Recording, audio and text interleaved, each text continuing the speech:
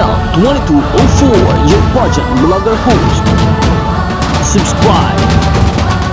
Bilang pambato ng Oriental Mindoro sa Miss Universe Philippines 2025 competition, Miss Rachel Hoco ay patuloy pa rin at lalong dumadami ang kanyang mga ganap para sa kanyang paghahanda sa kanyang laban sa Miss Universe Philippines competition.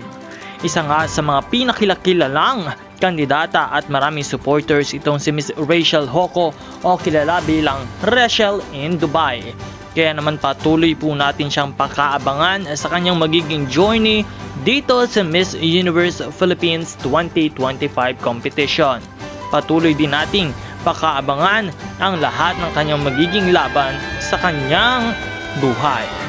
Maraming salamat sa iyong panonood at muli po ay suportahan natin our Miss Universe Philippines Oriental Mindoro 2025 Miss Rachel Hoco na talaga namang patuloy ang pakikipagkabugan upang mas maging kilala sa Miss Universe Philippines.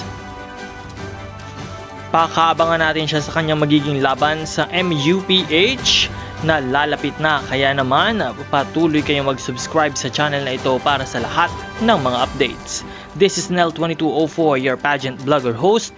Maraming salamat sa iyong panonood at magkita po tayong muli sa susunod na video na ito para sa lahat ng mga updates. Support your favorite candidates and leave a comment.